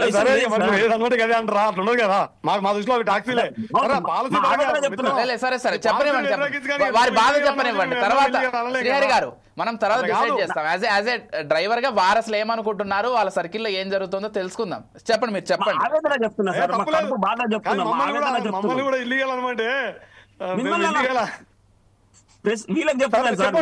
సంతోష్ గారు, మీ ఆవేదనలో మేము సగటు మధ్యతరగతి యువకుడిగా నీ ఆవేదన కానీ నువ్వు చెప్పిన అన్నిటిని కూడా మస్తాన్ గారు కానీ, నేను కానీ, అన్న విజయన్న కానీ మేము ఎక్కడ కూడా విభేదించట్లేదు. కాకపోతే మీరు ఇల్లీగల్ అన్నారని చెప్పి మమ్మల్ని కూడా ఇల్లీగలే అనమంటే అట్లా కాదు కదా అంటున్నా. అంటే ఇప్పుడు మన దగ్గర సార్, ఇప్పుడు అందరూ ఎందుకంటే అందరికి తెలియాలా సార్, ఇది వాళ్ళ ప్రభుత్వానికి కూడా తెలియాలి. ఒక విషయం ఉంది, సంతోష్ చెప్పిన దాంట్లో కూడా ప్రయాణికుల భద్రత కూడా ముడిపడి ఉంది. ఇక్కడ డ్రైవింగ్ వస్తారా తెలియని, బైక్ ఫిట్నెస్ ఉందా లేదా తెలియని, ఈ ఏ రకమైనటువంటి అనారోగ్యం కూడా ఈ విషయంలో నాకు తెలిసి మస్తాన్ రావు గారికి కూడా భిన్నాభిప్రాయం ఉండదు. ఎందుకంటే ప్రయాణికుల భద్రత కూడా ముఖ్యమే కదా. ప్రయాణికుల భద్రత ముఖ్యం అనుకున్నప్పుడు ఖచ్చితంగా అవన్నీ కూడా బైక్ ఫిట్నెస్ ఉండాలి, లైసెన్స్ ఉండాలి, వాటి అన్నిటి కూడా మినిమము ఆ అర్హతలు ఉన్న వాళ్ళని పెట్టాలి. లేకపోతే మనం అనకపోవచ్చు కానీ ఇల్లీగల్ అన్నట్టే, అట్లా లేని వాళ్ళు పెట్టడం అంటే. అవును, ఆటోలు జనరల్ ఆటో వాళ్ళకి వీళ్ళు రావడం వల్ల కడుపు. ఇప్పుడు సమాజంలో ఏ నూతన పోకడ వచ్చినా, ఏ నూతన విధానం వచ్చినా పాతదానికి ఖచ్చితంగా పాతదానికంటే మెరుగైనటువంటి సేవలు అందిస్తామని వస్తారు కాబట్టి పాత వాడికి కొంత నష్టం జరుగుతుంది. అవును, ఈ ఊబర్ ఆటో రాగానే పాత ఆటోలకు నష్టం జరిగింది. ఈ ఊబర్ కార్లు రాగానే పాత ట్రాన్స్పోర్ట్ సొంత ఓన్ వెహికల్ ఉండి ప్రైవేట్ ట్రాన్స్పోర్ట్ వేసుకుంటారు, అందరూ నష్టం జరిగింది. కొత్త నూతన సౌకర్యాలతో నూతన విధానం ఏదొచ్చినా కూడా పాత విధానానికి కొంత ఆటంకం ఉంటుంది. కానీ మనంగా చూడాల్సింది ఏంటంటే సమాజానికి ఏది ఉపయోగం, సమాజానికి ఏది సౌకర్యవంతం, సమాజానికి ఏది సేఫ్టీ కూడా. ఇటు ప్రయాణికుల భద్రత అవసరం, అట్ ది సేమ్ టైం డ్రైవర్లు లాభాలని మళ్ళీ చెప్తున్నా, పాపం డ్రైవర్ల యొక్క శ్రమని, ప్రయాణికుల యొక్క జేబుల్ని, ఈ రెండింటిని కొల్లగొట్టి కార్పొరేట్ కంపెనీలకు తాకట్టు పెట్టే విధానాన్ని మాత్రం ఎక్కడో ఒక మనం కంట్రోల్ చేయాల్సినటువంటి బాధ్యత, అట్లాంటి ఒక సామాజిక బాధ్యత ఉన్నటువంటి ఒక వ్యవస్థ ఉండడం అయితే అవసరం. శ్రీహరి గారు, అంటే ఒక విషయం అండి, ఇప్పుడు చాలా మంది బైక్ ట్యాక్సీని లేకపోతే ఎందుకు చూస్ చేసుకుంటారంటే, ఒకటి తక్కువ ప్రైస్ ఉంటుంది, త్వరగా రీచ్ అవ్వడానికి మార్గం, అది ట్రాఫిక్ లో కూడా ఈజీగా వెళ్ళిపోయేటువంటి మార్గం బైక్ ఉంటుంది కాబట్టి బైక్ ని చూస్ చేసుకుంటారు. కాకపోతే ఈ కంపెనీస్ ఏమైతే ఉన్నాయో, ఉబరో, ర్యాపిడోనో, ఓలానో, ఇవన్నీ ఒక ఫిట్నెస్ టెస్ట్ చేయాల్సినటువంటి అవసరం ఖచ్చితంగా ఉంది డ్రైవర్కి, వాళ్ళు నడిపేటువంటి వెహికల్కి. ఇంకొకటి ఏంటంటే సంతోష్ గారు మరొక విషయాన్ని కూడా అడగదలుచుకున్నాను నేను. చాలా వరకు బైక్ టాక్సీలు కావచ్చు, కార్లు కావచ్చు, ఒక నెంబర్ ప్లేట్తో బుక్ చేస్తే ఇంకో నెంబర్ ప్లేట్ వాళ్ళు వస్తారు. ఏంటిది అంటే మీ వైపు కూడా ఇలాంటి పొరపాట్లు లేకపోలేదా? ఇది కంపెనీ లోపం సార్. ఇది కంపెనీ లోపం. ఎందుకంటే వాళ్ళు సరైన ఇది ఇవ్వకపోవడం, ఒక ట్రైనింగ్ అనేది ఇవ్వకపోవడం, స్కిల్స్ నేర్పియకపోవడం, దాని వల్లనే ఈ రోజు వాస్తవం మాట చెప్పాలంటే ఒక బండి నంబర్ వచ్చినప్పుడు ఇంకో బండి వస్తుందంటే కారణం ఇదేనండి. వితౌట్ రీజన్ తోని వాళ్ళు ఐడి బ్లాక్ చేయడం వల్ల వాళ్ళు ఇంకో వెహికల్ తీసుకొని వస్తున్నారు. వాళ్ళ ఐడి బ్లాక్ చేయడం వల్ల ఒక కస్టమర్, ఇప్పుడు నేను క్యాబ్ డ్రైవర్ నండి, నాకు మినిమం స్పీడ్ ఎక్కడ పోయినా కూడా సిటీలో 60 to 80, ఓఆర్ఆర్ ఎక్కితే 120. ఓఆర్ఆర్ అయితే మ్యాక్స్ టు మ్యాక్స్ ఎక్కలేము మనము, ఎప్పుడో ఒకసారి ఎక్కుతాము. సిటీలో పివి నరసింహ ఎక్కినా కూడా మా సప్లైంగ్ లో అట్లా ఆ రూట్ లోకి వెళ్ళినా కూడా 60 కంటే ఎక్కువ దాటలేము. ఇప్పుడు ఈ రద్దీ టైంలో ఎయిర్పోర్ట్ కి వెళ్ళాలా, ఎయిర్పోర్ట్ కి వెళ్ళినప్పుడు కస్టమర్ ఏం చేస్తాడు, స్పీడ్ వెళ్ళి అంటాడు. నాకు ఇక్కడ బజార్ కొడుతుంటది, మేడం నేను స్పీడ్ వెళ్ళలేను మేడం, స్పీడ్ వెళ్తే నాకు కెమెరా కొడుతుంది, 1000 రూపాయలు చలాన్ పడుతుంది, నువ్వు 400 ఇస్తావు వెళ్ళిపోతావు, తర్వాత 1000 రూపాయలు నేను కట్టుకోవాలి, నేను కట్టలేని పరిస్థితి ఉన్నప్పుడు అలాంటి ఆవిడ ఏం చేస్తుంది, ఒక కంప్లైంట్ పెట్టేస్తుంది, దిస్ డ్రైవర్ ర్యాష్ డ్రైవింగ్ లేకపోతే వరెస్ట్ నాట్ గుడ్ సర్వీస్ అనగానే ఐడి బ్లాక్ చేసేస్తారు. అది ఎందుకు ఏందని ఏం అడగరు మమ్మల్ని, అది ఎందుకు దేనికి ఏందని ఏం అడగరు. కానీ ఒక కంప్లైంట్ కే చేస్తున్నారా, లేకపోతే ఒక్క కంప్లైంట్ కే ఐడి బ్లాక్ చేసేస్తారు. ఐడి బ్లాక్ చేయడం వల్ల కొత్త ఇంకో వెహికల్ తీసుకుంటారు. ఓకే, అంటే నేనేమంటున్నానంటే ఇందాక శ్రీహరి గారు చెప్పినట్లు ఆ వింగ్ కేవలము ఆడిటింగో లేకపోతే ఇతర విషయాలకు కాకుండా ఇవి కూడా చూసుకునేలాగా ఉండాలి. ఇన్ కేస్ కస్టమర్ ఏదైనా కంప్లైంట్ ఇస్తే నిజంగానే డ్రైవర్ వైపు నుంచి తప్పుందా లేదా, డ్రైవర్ నిజంగా మిస్బిహేవ్ చేశాడా లేదా, ఇన్ కేస్ మిస్బిహేవ్ చేస్తే ఖచ్చితంగా అతని పూర్తిగా ఒక లైసెన్స్ రద్దు చేయడం అంతవరకు వెళ్ళడానికి కూడా సిద్ధపడాలి. ఎందుకంటే ప్రయాణికుడి భద్రత కూడా అంతే సురక్షితం. ఈరోజు చాలా మంది అమ్మాయిలు, కాలేజ్ అమ్మాయిలు, ఐటీ అమ్మాయిలు వీళ్ళంతా కూడా డ్రైవర్లను నమ్మి దూర ప్రయాణాలకు వెళ్తున్నారు, రాత్రి వెళ్తున్నారు, కాబట్టి వాళ్ళ భద్రత కూడా చాలా సేఫ్. కాబట్టి ఒక వింగ్ ఖచ్చితంగా ఉండాలి. And I do agree with Srihari గారు, ఖచ్చితంగా ఉండాలి. మీ సమస్యలు చెప్పుకోవడానికి ఉండాలి, కస్టమర్లకు ఏదైనా ఇబ్బంది ఉంటే వాళ్ళు వెళ్ళి చెప్పుకోవడానికి, సార్ట్ అవుట్ చేసుకోవడానికి కూడా ఉండాలి. అయితే ప్రపంచవ్యాప్తంగా వస్తున్న మార్పుల ప్రభావం మన దేశం మీద, మన ప్రాంతం మీద కూడా పడుతుంది సహజంగానే. అట్లే నగరాలకే పరిమితమైనటువంటి సేవలన్నీ కూడా ఇవాళ అన్ని చూస్తున్నాం, అన్ని కార్పొరేట్ కల్చర్ అయిపోయినాయి. చిన్న చిన్న వృత్తులు, చిన్న చిన్న చేతి వృత్తులు, చిన్న చిన్న అన్ని కూడా ధ్వంసం అవుతూ వస్తున్నాయి. రానున్న రోజులలో ఇవేమైతే రాను ఒక పెప్సీ కోలా, కోకా కోలా లెక్క అయిపోతాయి. 2 కంపెనీలు మిగిలిపోతాయి. మళ్ళీ పెద్ద మొత్తంలో మార్కెట్ ను అది చేసుకున్న తర్వాత ఈ చిన్నటువంటి అవకాశాలు, చిన్న చిన్న సాధారణ దిగువ మధ్య తరగతి వాళ్ళందరికీ మళ్ళా ఇవి ఒక రకంగా ఇప్పుడు స్వయం జీవనోపాధి కోసం చేస్తున్న వాళ్ళే, కానీ రేపు బానిసకు మరో బానిసలకు అయిపోతుంది. ఇది పెన మీద నుంచి పొయ్యిల పడ్డట్టే అవుతుంది. ఏది ఒక మానిటరింగ్ అనేది లేకపోతే, ఈ మానిటరింగ్ వింగ్ అనేది కనుక ఒక సోషల్ ఆడిటింగ్, సోషల్ మానిటరింగ్ లేకపోతే ఇది కూడా మనకు తెలియకుండా పాపం వాళ్ళు మరింత బానిసలు అవుతారు. ప్రయాణికులకు వీళ్ళు తప్ప దిక్కులేని పరిస్థితి వస్తారు రాను. ఒకప్పుడు లోకలు అనేక చిన్న చిన్నవి ఉండేవి, ఇవి అన్ని రద్దయినాయి. ఇప్పుడు 2 కంపెనీలు మిగిలినాయి. ఇవాళ మీరు చూడండి, వాళ్ళు ఫ్రిడ్జ్ల రూపంలోనో రకరకాల మానిటరింగ్ చేసి సీజర్ని కొట్టేసి 2-3 కంపెనీలు ఎట్లా వచ్చినాయో, రేపు రానున్న రోజులలో ఈ కంపెనీలు కూడా పెద్ద ఎత్తున కార్పొరేట్ కంపెనీలు డామినేట్ చేస్తాయి. ఈ మానిటరింగ్ సిస్టమ్ పెట్టి లోకల్ ఇంతకుముందు మిత్రుడు ఆవేదన నచ్చింది అందులో. ఎందుకంటే ఇందులో కూడా స్థానికత అనేది కంపల్సరీ పెట్టి అన్ని రకాల అర్హతలు అనేవి కంపల్సరీ పెడితేనే బాగుంటుంది అనేది, అది కూడా మంచి ఆలోచన. ఇవన్నీ కలిపి ఒక సామాజిక భద్రతతో కూడినటువంటి ఒక ఏజెన్సీని పెట్టడమే మంచిది అనేది నా ఉద్దేశం అన్నా. రైట్. ఫైనల్ గా మస్తాన్ రావు గారు మీరు ఏం చెప్తారండి? ఏదైనా ఇంకా డెసిషన్స్ తీసుకుంటే బెటర్ అంటారా? ఇప్పుడు తీసుకున్నటువంటి డెసిషన్స్ ని కరెక్ట్ గా అమలు చేస్తే చాలంటారా? ఏం చెప్తారు ఫైనల్ గా? ఖచ్చితంగా అండి, ఇందాక శ్రీహరి గారు చెప్పిన, మన సంతోష్ గారు చెప్పినా కూడా నేననేది ఏంటంటే, వీళ్ళు రేట్లు పెంచడం మీద, లేకపోతే ఏదైతే డ్రైవర్లకి లబ్ధి కలిగించడమా, కంపెనీలకి లబ్ధి కలిగించడమా అనేది ఆలోచన చేస్తున్నారో, అసలు వీళ్ళకి మూలం ఎవరు? కస్టమర్ భద్రత ఎక్కడుంది? కస్టమర్ దోపిడీకి గురి కాకుండా ఎలా ఉన్నాడు? కస్టమర్ మంచి వాహనంలో ప్రయాణిస్తున్నాడా లేదా? కస్టమర్ డెస్టినీ సరైన టైంలో తీసుకెళ్తున్నారా లేదా? లేదా కస్టమర్ అసలు రద్దీ టైం అనే దాన్ని ఎలా ఇచ్చేస్తారు, ఫైండ్ అవుట్ చేస్తారు? వీటన్నిటికీ ఒక పర్ఫార్మా లాగా ఒక గైడ్ లైన్స్ కానీ, ఒక నిర్దిష్టమైన ఒక ప్రణాళిక ప్రకారం ఈ సెంటర్లో, ఈ స్టేట్ లో పలానా ట్రాన్స్పోర్ట్ విభాగం దీన్ని పరిశీలిస్తుంది. ఎందుకంటే వాడెవడో ర్యాపిడో అని ఒక బైక్ వేసుకొస్తాడండి, అదేదో 2025 క్రితం నాటిది, వాడేదో నడుపుతూ ఉంటాడు, అది కూడా బుక్ చేసుకుంటారు అదే నెంబర్. ఇంకోటి ఇందాక రైజ్ చేసింది కూడా ఒక ట్యాక్సీ నెంబరు బదులు ఇంకో ట్యాక్సీ నెంబరు ఇవ్వటం అనేది ప్రయాణికుల భద్రత రీత్యా చాలా చాలా ఇబ్బందికరమైన అంశం. అది భద్రత రీత్యా చూస్తే ఆ కంపెనీలను ఎమ్మటనే బ్లాక్ లిస్ట్ లో పెట్టాల్సిన అవసరం ఉంది. అసలు ఎందుకు మార్చాల్సి వచ్చింది ఆ నెంబర్, ఏమో అది ఏం జరిగిందో తెలియదు కదా మనకి. ఇప్పుడు ఫలానా కార్ నెంబర్ అని చెప్పేసి ఇంకో కార్ నెంబర్ పంపించడం ద్వారా నేననేది అంటే అసలు వీళ్ళ బుక్ అయిన డ్రైవర్లు కానీ ఆ కారుకు సంబంధించిన వ్యవహారం ఏ కార్ నెంబర్ అయితే ఉందో అది ఫిట్నెస్ ఉందా లేదా, దానికి సంబంధించిన దాని మీద అప్పులు ఉన్నాయా లేకపోతే దొంగిలించుకొచ్చిందా, ఇట్లాంటివన్నీ ఉంటాయి.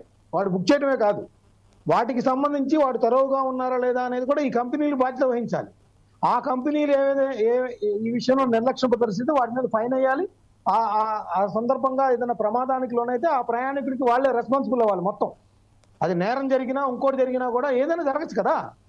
సో ఓన్లీ ఛార్జీల హైకు లేదంటే పీక్ టైంలో ఇట్లా 50% పెంచుకోవచ్చు, లేదంటే కంపెనీలు క్లబ్ చేయవచ్చు. శ్రీయర్ గారు యాక్చువల్ గా ఎంఎన్సీ కంపెనీలన్నీ కూడా మొదట చేస్తాయి. మనకి సందుల్లో ఉన్న కిరాణా షాపులు ఫ్యాన్సీ షాపులు అన్ని పోయి మెట్రో, రిలయన్స్, అది పోయిందండి మస్తాన్ గారు, అది కూడా పోయింది. ఇప్పుడు అంతా జెప్టో వచ్చేసింది. కనీసం అదే మస్తాన్ గారు చెప్పిన దాంట్లో ఒక పాయింట్ ఏంటంటే కేవలం లాభాపేక్ష, కంపెనీల లాభాపేక్ష కోసమే చేసినట్టుంది ఈ చట్టం తప్ప భద్రత, సామాజిక భద్రత గురించో ప్రాణాల భద్రతకో పాపం ఆ డ్రైవర్లకు ఉపాధికి సంబంధించినటువంటి భద్రత లెక్క లేదు. ఇది కేవలం కంపెనీలకి మరింత లాభదాయకంగానే ఇది మార్పు. ఒకటి చెప్తా, మనకి ఎవరైతే మనం జాతిపితగా అంటామో మహాత్మా గాంధీ ఒక కోట్ చేశారు, కస్టమర్ మన ప్రాంగణంలో ఉన్న అతి ముఖ్యమైన సందర్శకుడు, అతను మన మీద మనమే అతని మీద ఆధారపడతాం. ఈ విషయాన్ని నిర్ణయాలు తీసుకునే ప్రభుత్వాలు కానీ లేదంటే వాళ్ళ కస్టమర్ల మీద ఆధారపడ్డ ఓలా, ర్యాపిడ్, ఊబర్ ఈ సంస్థలు కూడా ఆలోచించుకోవాలి. అసలు కస్టమరే లేకపోతే మేము ఎక్కడ, ఆ కస్టమర్ వల్లే కదా వీళ్ళందరూ డబ్బులు సంపాదిస్తుంది. అతని భద్రత కానీ అతని యొక్క సర్వీస్ కానీ అతని సేవా లోపం కానీ ఉంటే వీళ్ళు ఎక్కడుంటారు? సో ముందు మీరు ప్రయారిటీ ఇవ్వాల్సింది కస్టమర్ దోపిడీకి గురి కాకుండా ఉండటం, కస్టమర్ కి సర్వీస్ మోటివ్ గా చేయాలి. మీరేగా మీరు కూడా లాభాలు ఆర్జించండి, తప్పులేదు. కానీ దోపిడీయే లక్ష్యంగా నిర్ణయాలు ఉంటే మాత్రం ఖచ్చితంగా మీరు పతనమవుతారు. ఇవన్నిటి కూడా నిరాధారణకు గురవుతాయి. చాలా వచ్చినవి చాలా పోతాయి. ఖచ్చితంగా కస్టమర్ యొక్క భద్రత కానీ కస్టమర్ యొక్క వాడికి తక్కువ ధరకే ఇది లభిస్తుందనే ఒక అభిప్రాయం కానీ ఎప్పుడైతే మీరు పోగొట్టుకుంటారో ఖచ్చితంగా మీరు పతనం అవుతారు. సో ప్రభుత్వాలు కూడా నిర్ణయించేటప్పుడు కస్టమర్ యొక్క ప్రయారిటీస్ నే మొదటగా తీసుకోవాలి. ఆ తర్వాత నెక్స్ట్ కంపెనీ కంటే కూడా ఇప్పుడు డ్రైవర్స్ ఉపాధి పరంగా చూస్తే వాళ్ళు కూడా కొంత ఉపాధి కల్పించుకుంటున్నారు. సో అది థర్డ్ పేజ్ లోనే కంపెనీలకి లాభాలు అనేది ఉండాలి. కంపెనీ లాభాలు ఉండాల్సిందే, కానీ వాళ్ళు లార్జ్ స్కేల్ లో చేస్తారు కాబట్టి అలా టర్న్ ఓవర్ మీద లాభాలు తీసుకోవాలి. కానీ ప్రతి ప్రయాణికుడి దగ్గర దోచుకోవాలి లేకపోతే 50% పెంచుకోవాలి అనే ఒక తీరైతే కరెక్ట్ కాదని నేను చెప్తా. ఫైనల్ గా సంతోష్ గారు, అంటే మీరు ప్రభుత్వాన్ని ఏం డిమాండ్ చేయాలనుకుంటున్నారు మీ యూనియన్ ద్వారా, అండ్ యాజ్ ఎ డ్రైవర్ గా అసలు మీ బాధ ఏంటి, ఏం చేస్తే బాగుంటుంది అనుకుంటున్నారు, ఏం చెప్తారు, ప్రభుత్వానికి ఏం చెప్పదలుచుకున్నారో చెప్పండి 4 sides వేదికగా. సార్ మేము ఒకటే కోరుకుంటున్నాం సార్, TGPW యూనియన్ ద్వారా మేము ప్రభుత్వాన్ని, రాష్ట్ర ప్రభుత్వాన్ని కానీ కేంద్ర ప్రభుత్వాన్ని మేము ఒకటే కోరుకుంటున్నాం, ఒక నిర్దిష్టమైన ధర కావాలా, 12 గంటల సమయము కావాలా. ఎట్ ది సేమ్ టైం ఏదైతే చట్టంలో మోటార్ బైకులు ఏదైతే ఉన్నదో చట్టంలో మోటార్ ఎంవీ యాక్ట్ దాని ప్రకారంగానే బైక్ ట్యాక్సీలే కానీ ఏదైనా సరే కమర్షియల్ వెహికల్ గానే నడపాలా. వైట్ ప్లేట్లు సొంత వాహనాలపై మనం నడిపే అధికారం లేదు, చట్ట విరుద్ధంగా పోయే అధికారం ఎవరికి కూడా లేదు. అది నేను కోరుకుంటున్నాను. కిలోమీటర్ రేట్ కార్డు కానీ అదే విధంగా మా హెల్త్ విషయంలో కానీ ఇన్సూరెన్స్ విషయంలో కానీ ఈ విషయాలన్నీ కూడా మేము మొన్నటి రోజు వివేక్ గారితో మా యూనియన్ అధ్యక్షుడు షేక్ సలావుద్దీన్ గారు మాట్లాడడం జరిగింది. మా ప్రెస్ కాన్ఫరెన్స్ లో ఆ బిల్లు కూడా 80% మేము పాస్ చేపిస్తామని చెప్పారు. కాకపోతే ఆ బిల్లులో మాకు uniform fare, minimum wage and sure compulsory మాకు మెన్షన్ చేస్తేనే మాకు ఏదైనా అది ఉపయోగపడుతుంది, లేకపోతే మాకు ఎటువంటి ఉపయోగం లేదు దాని వల్ల అని చెప్పి మేము కోరడం కూడా జరిగినది. ఇక హెల్త్ ఇన్సూరెన్స్ ఇదైతే మేము ఆల్రెడీ మేము ఇప్పిస్తూనే ఉన్నాము, కాకపోతే ఇప్పుడు కేంద్ర ప్రభుత్వం తీసుకొచ్చిన ద్వారా పబ్లిక్ లోకి వెళ్తుంది. రైట్, మేము కోరుకుంటుంది ఇదే. ఎట్ ది సేమ్ టైం అదే విధంగా మేము ఏదైతే కోరుకుంటున్నాం, ఇప్పుడు మనము ఉప్పల్ గాని, ఎల్బీ నగర్ గాని, ఆరాం గారు గాని, ఔటర్ రింగ్ రోడ్ దగ్గర గాని వైట్ ప్లేట్లు ఇక్కడ పెట్టుకొని మహబూబ్ నగర్ గాని, విజయవాడ గాని ఇటు అందరూ ప్యాసింజర్లు ఎక్కించుకొని వెళ్తుంటారు. దయచేసి వైట్ ప్లేట్ వాహనాల వల్ల ఏమైనా జరిగితే సొంత వైట్ ప్లేట్ పైన మీరు ట్రావెల్ చేసినందుకు మీకు ఎటువంటి 1 రూపాయి రాదు. అదే కమర్షియల్ వెహికల్ పైన జరిగితే మాత్రం మీకు 100% ఇన్సూరెన్స్ అనేది మీకు చేకూరుతుంది. కానీ సొంత వాహనాల పైన మాత్రం చేస్తే మాత్రం ఇలాంటిది కాదు. ఇంకొకటి వచ్చేస్తే బైక్ ట్యాక్సీలకు అన్నారు మీరు. బైక్ ట్యాక్సీలకు మేము విరుద్ధం కాదు. వాళ్ళు కూడా మా తోటి వర్కర్లే, మా తోటి కార్మికులే. వారికి కూడా మేము వ్యతిరేకించడం లేదు. గవర్నమెంట్ ప్రభుత్వం రాజ్యాంగం ఏదైతే మోటార్ వెహికల్ యాక్ట్ ఉందో యాక్ట్ ప్రకారం నడుపుకోమని మేము కూడా చెప్తున్నాము. ఎందుకంటే ఈ రోజు రోడ్డు మీదకి వెళ్తే బైక్ పైన ఒక అమ్మాయి ఒక అబ్బాయి వెళ్తుంటే వాళ్ళు ఎవరు అసలు, వాళ్ళని ఏ విధంగా ఐడెంటిఫై చేయాలా? చూసే జనం ఏమనుకుంటారు, సమాజానికి మనం ఏం మెసేజ్ ఇస్తున్నాము, వారు ఏమని ట్రీట్ చేస్తారు వాళ్ళని? సో ఇది అన్ని కూడా ఒకటి ఐడెంటిఫై అనేది ఖచ్చితంగా కావాలా, మేము కోరుకుంటుంది ఇదేనండి. Right, thank you so much Santosh గారు, మస్తాన్ గారు, అదేవిధంగా శ్రీహరి గారు. థ్యాంక్ యూ సో మచ్ డిబేట్లో పార్టిసిపేట్ చేసినందుకు. ఖచ్చితంగా ఈ మార్పులు ఏవైతే వచ్చాయో ఇవి కేవలం కంపెనీలకు లాభాలు చేకూర్చే విధంగా ప్రభుత్వాలు అక్కడి వరకే పరిమితం కాకుండా ఒకవైపు ప్రయాణికుల భద్రత అత్యంత ముఖ్యంగా పరిగణలోకి తీసుకొని మరిన్ని మార్పులు తీసుకురావాల్సినటువంటి అవసరం ఉందని చెప్తున్నారు. అండ్ దాంతోపాటుగా డ్రైవర్ల అంటే ఉద్యోగ భద్రత కావచ్చు, లేకపోతే ఇన్సూరెన్స్ల విషయంలో కావచ్చు, ప్రభుత్వాలు మరింత ముందుకు అడిగేసి ఆ కంపెనీలను ఒప్పించి, లేకపోతే కంపెనీలపై ఖచ్చితంగా డిమాండ్ చేసి వాళ్ళకి ఇన్సూరెన్స్లు లేకపోతే వాళ్ళకి డ్రైవింగ్ భద్రత ఇవన్నీ కల్పించేలాగా చూడాలి. అండ్ కంపెనీలకు లాభాలు కాకుండా ప్రయాణికులకు సురక్షితంగా, అదేవిధంగా ప్రయాణికులకు తక్కువ ఫేర్లో ప్రయాణించేలాగా, డ్రైవర్లకు కొంత లాభం వచ్చేలాగా చర్యలు తీసుకుంటే బాగుంటుందనేది ప్రతి ఒక్కరి అభిప్రాయం. ఇది వాళ్ళ special discussion. Keep watching 4 Sides TV.